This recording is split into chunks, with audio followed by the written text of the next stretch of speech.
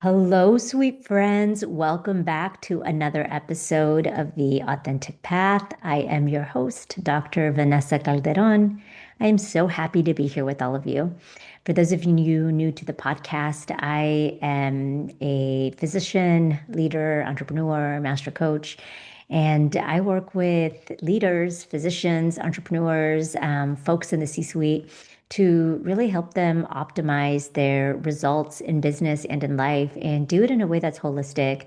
I bring in all of my training, including my training in performance science, neuroplasticity, ancestral wisdom. I come from a long line of indigenous healers, so I bring in a lot of indigenous medicine into the work that I do and help my clients get really incredible results. And we're here today because I want to talk about something that comes up often, which is our fear of failure. The F word. Not that F word, the other F word. Failure. It's so funny. I think the topic of failure for so many people can still make your stomach drop a little bit. And I know it used to do that for me for a really, really, really long time until I learned how to get really good at it. Because what I came to understand really early on in my entrepreneurial journey was that the faster I learned how to fail and get back up again, the faster I was going to be successful. Because yes, failure stinks. It's hard. It can feel incredibly humiliating. And the thing is that for every successful person's journey, failure is part of it. Failure is part of the journey. And the reason why I'm talking about it now at the end of the year is because many of us at the end of the year look back and reflect on what we've created for the year. And I teach folks how to evaluate your year in a way that's really intentional, that really centers celebration, because we want to really celebrate how far we've come. And many people, when they reflect on their year, they don't see it as celebration. They just see all the negative stuff and they really consider all of the failures and they think that that's motivating them to do better next year. But there's been a ton of research to show that when you are hard on yourself, it doesn't make it easier for you to be more successful later. It actually makes it harder for you to be more successful later, which is why self-compassion matters so much. The other reason why is as we're thinking about the year to come and we're preparing for it and we're setting our goals for the year to come, we want to do it from a place of possibility, from a place of excitement. What's possible? Because honestly, I believe anything is possible. So you can set any goal you want. And I think that that's really beautiful. But when we are afraid to fail, we limit ourselves. We limit the goals that we set. We limit what's possible for ourselves. And so I really want us to spend some time talking about why we're afraid to fail and why it's so important to overcome that. You know what I think is so interesting as I was researching this for this podcast episode, you can find like a million motivational quotes on failure online. There's a quote: "Success is stumbling from failure to failure with enthusiasm." Winston Churchill said that, and that is inspiring for sure. But you know what I never read when I was looking at this? Nobody ever talks about what it actually feels like in the moment when you fail. Nobody talks about that. Everyone looks at failure like as the Monday morning quarterback, and it's like, yeah, you just turn your failures inside out and you learn from them and you keep going. And that is true. But honestly, like, let's get real. Failure stinks. I mean, failure feels like shame. It feels like panic.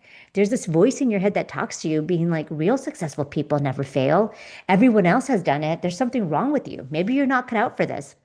Or this was my favorite. When I first started out as an entrepreneur, I was already a physician. I was a physician leader. And the story that would come up for me all of the time when I felt like things were going harder, I was perceiving a failure, the little voice inside my head would say, "You should just quit. You should just go back to being a doctor." And had I listened, I wouldn't be here today. So I want to get real. I want to talk about what it really feels like and what is it that we can do? What can we do about it?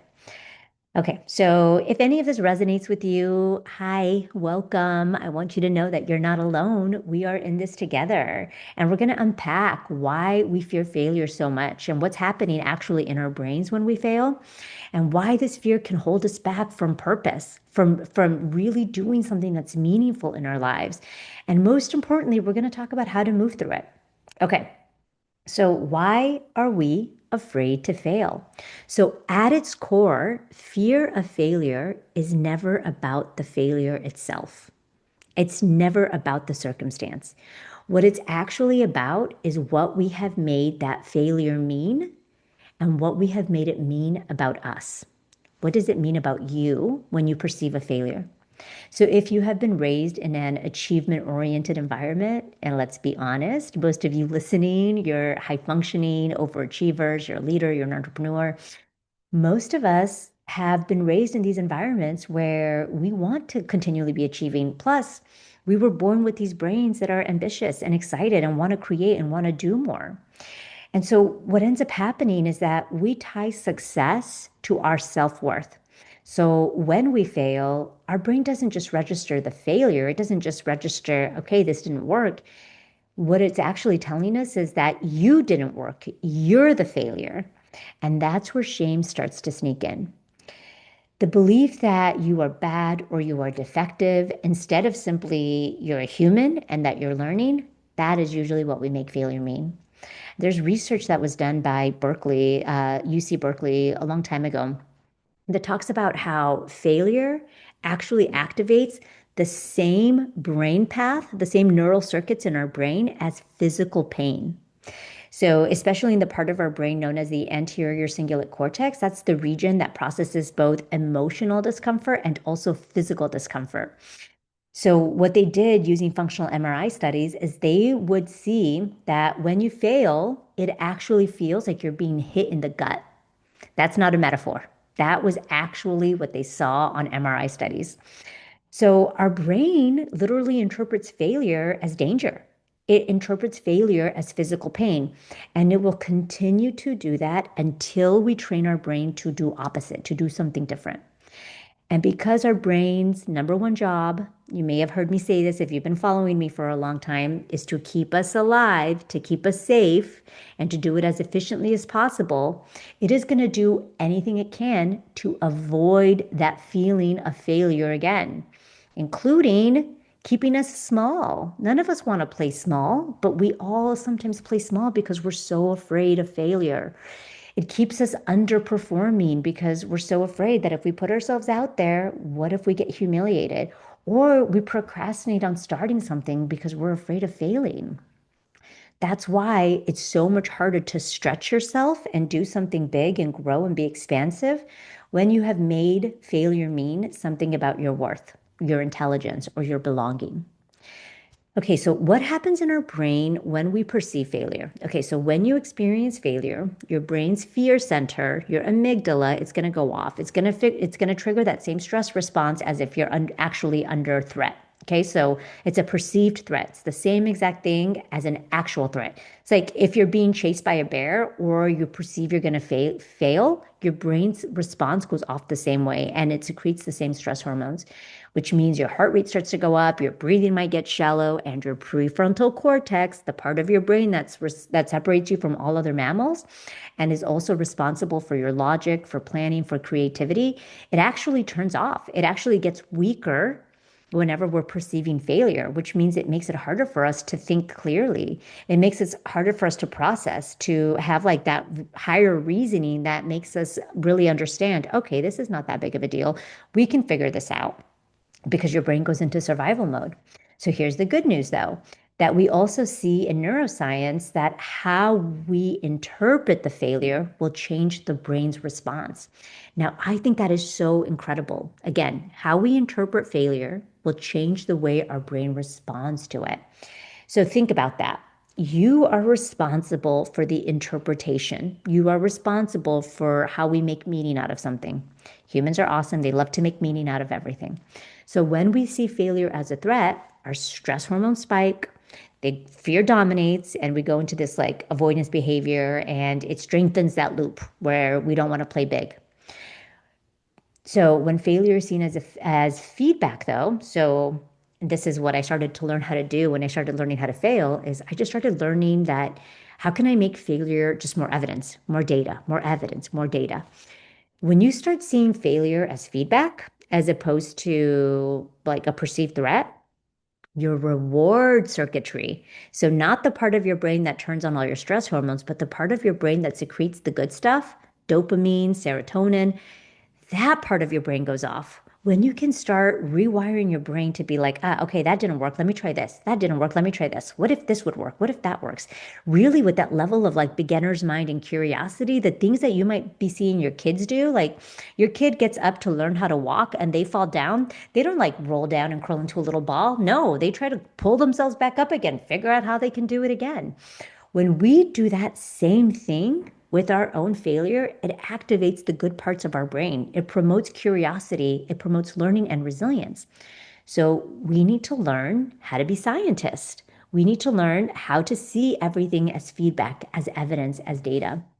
In 2018, there was a study that was done by NYU and Columbia, and it found that people who consciously, like really thoughtfully ahead of time, looked at their projects and their programs, and they knew that if it didn't work, they were not going to think about it as failure. Instead, they were going to reframe that from the beginning as just information. What they started noticing is that they had greater activation in their hippocampus. Okay, the hippocampus, when I was in medical school, I used to call the hippocampus the Yoda campus because I thought it was like Yoda from Star Wars. It's the part of our brain that's responsible for learning. It's our learning center for memory, for remembering things. And so when you stop judging failure, and instead you start studying it, because the only person that's making it mean failure is you. You can make it mean something else right away. But as soon as you start studying it, your brain literally becomes smarter and it becomes more resilient and it really activates the hippocampus, the Yoda campus. So, why is it important to overcome this fear of failure? I think it's kind of obvious. I think we all know why. It's important to overcome this fear of failure. But honestly, I mean, every innovation, every breakthrough, every transformation that you admire, that you have seen out there, the leaders that you admire, the athletes you admire, the people that have been doing great things in the world, guess what? They only got there by repeated failure. I think most of you know this, it's common knowledge, but Michael Jordan, number 23, I know LeBron James is the current number 23, but old school number 23, Michael Jordan, he got cut from his high school basketball team. Isn't that crazy?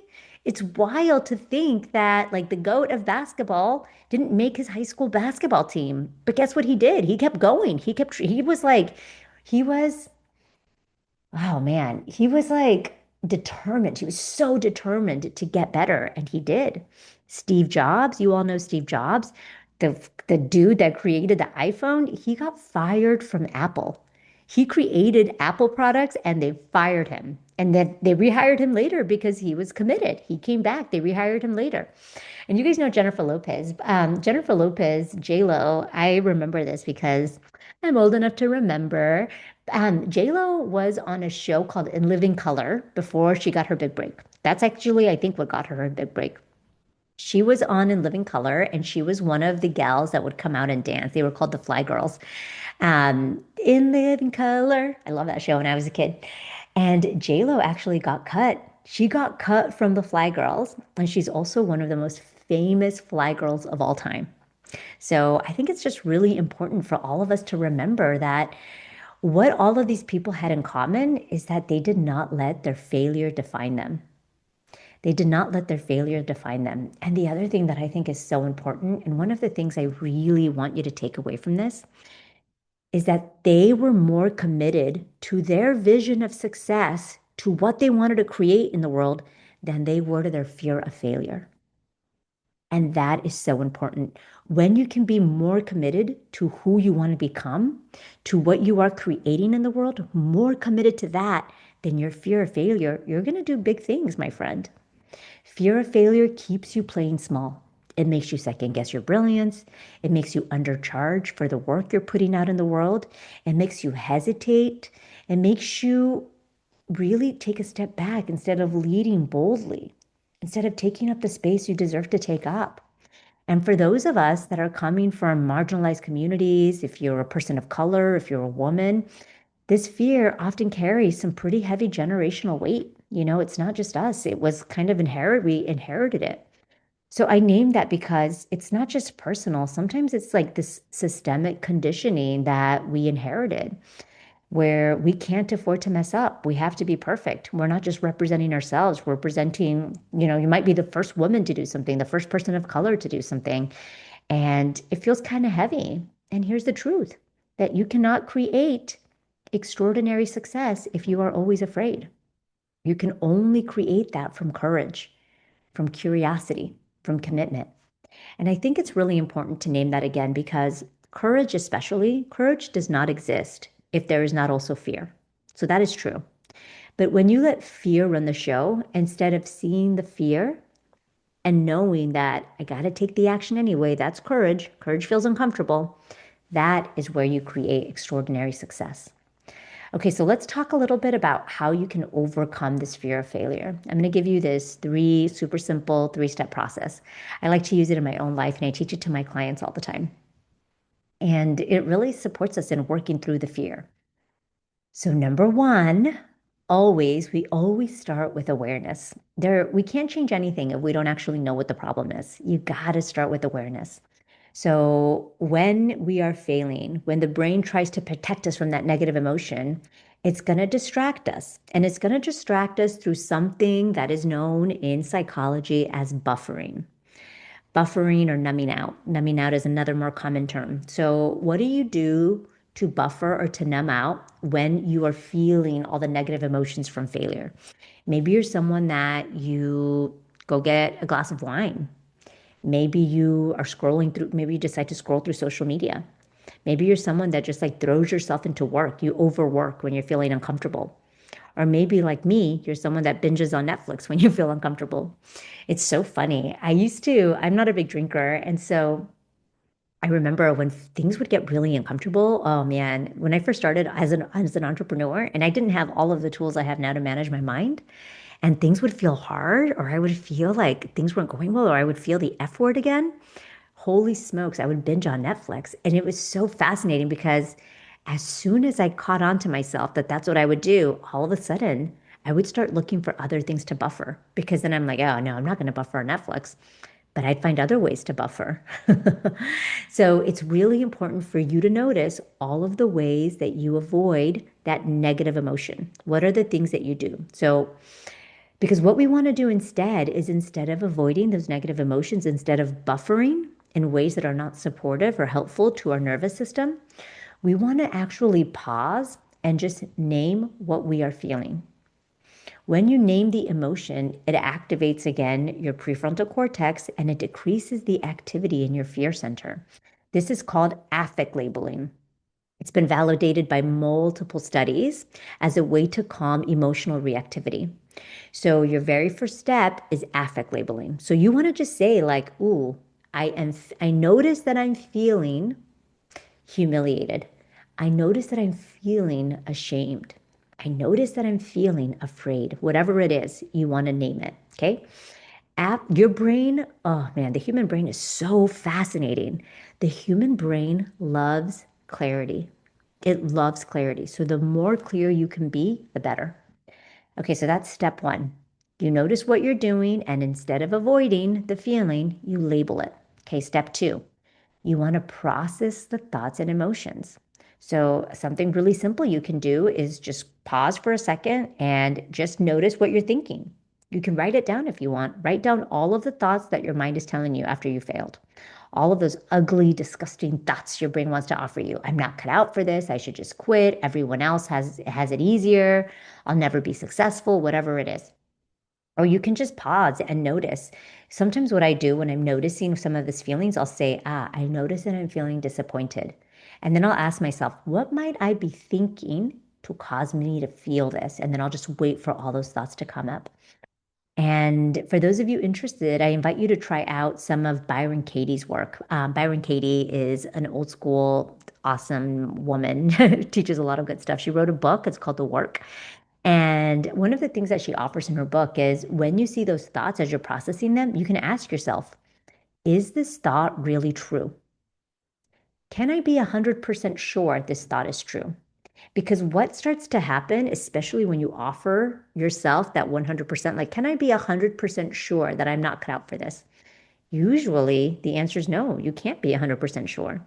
And if you can't be 100% sure, then you start to poke hole in the stories that your mind is offering you. And that's really powerful because what we want to do is we want to see that those thoughts that the brain is offering us as just thoughts. They're not true. They're just reflexive things that we've practiced in the past that our brain is offering us to keep us from taking action again. Because if we believe those thoughts and we feel that really uncomfortable feeling, we're not going to want to try again. And then guess what? The brain avoids a potential second failure. That's what the brain is trying to do. It's just doing its job. So, what's really beautiful from this is that you can take this reframe and you can take it even further. You can ask yourself, okay, so how was this example like? What did this example teach me? What evidence is here for me? What evidence is here for me? What three things can I learn from this experience? Or even if you want to go all the way, how is this result perfect for me right now? Oof, that's a hard one. When you can get good at that last question, how is this result perfect for me right now? It's really powerful. Your brain starts to release dopamine whenever you can like shift into like, okay, let me learn the lessons from this. That feels pretty good. Okay, so step one, notice what you do to buffer. Step two, make space for all the thoughts that your brain is offering you. Oh, and step one, notice what you do to buffer, but also affect label. Name the stuff you're feeling. I notice that I'm feeling.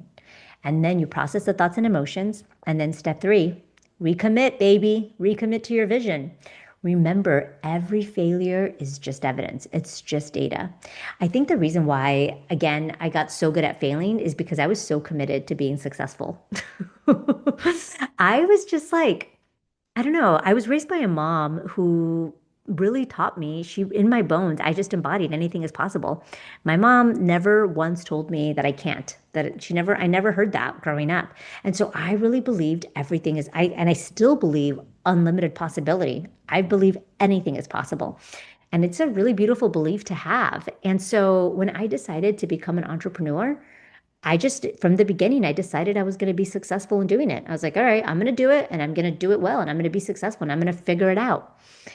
And it was really hard in the beginning. Every time I would fail, I didn't have the tools to manage my mind. I'd never been an entrepreneur before. Everything I had done before had been so prescribed. I knew the steps I had to take. It felt it's funny to say being a doctor felt so much easier than being an entrepreneur. But honestly, I'll tell you, in a lot of ways, it kind of was.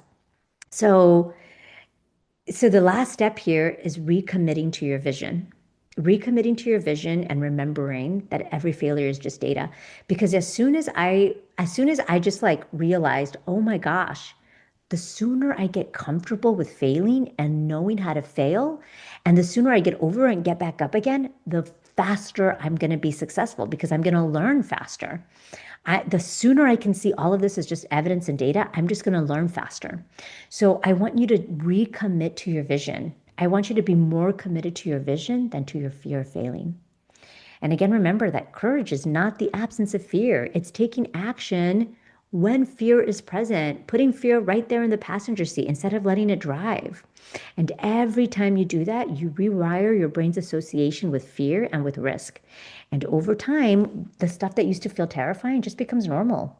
It's like doesn't make you feel like you want to vomit every time you take a new risk. It just becomes easier and easier. And I'm going to tell you right now, I've been doing this for so long, and every time I'm growing past my current like self-concept, every time I'm stretching myself again, oof, all this stuff comes up for me again. So, but I've learned how to I've learned, I guess, number one, how to see it, how to know exactly what's happening, and how to know that nothing has gone wrong. Just because that's showing up, it doesn't mean there's a problem. It just means I'm growing. So I want to leave you with that, to know that your vision of success and the things that you're putting out in the world, the people that you're leading, the communities that you're supporting, the people that you're helping out there, they need you. They need you to recommit to your vision every time, every day, over and over again. Recommit to your vision. So, yes, failure is really, really hard. It's really, really messy. It's uncomfortable, but it's also necessary. It's how every dream is built, and it's how every leader, it's how every entrepreneur, it's how every person that you admire earned their wisdom. And the faster you can learn how to fail and process and learn from that lesson and keep moving, the faster you're going to create the success. That right there, that is sustainable growth. And that's authentic. So you can be committed to your fear or you can be committed to your vision. But it's going to be really, really tough if you try to be committed to both. All right, sweet friends, I hope this episode resonated with you and I hope it really supports you as you're wrapping up your year and thinking about, everything you created this year and what you get to create in the years to come and what you get to step into and how you get to grow. If this resonates with you, if you want support doing this work, reach out to me. I work with people doing this work every day, and my clients are awesome and get great results. The first step, if you're interested, is to set up a coaching consult with me. There's a link in the show notes for you to set up a coaching consult with me. We'll meet, we'll talk about how I can help you, and if it's a good fit, we'll work together. All right, sweet friends, I will see you next week. Adios.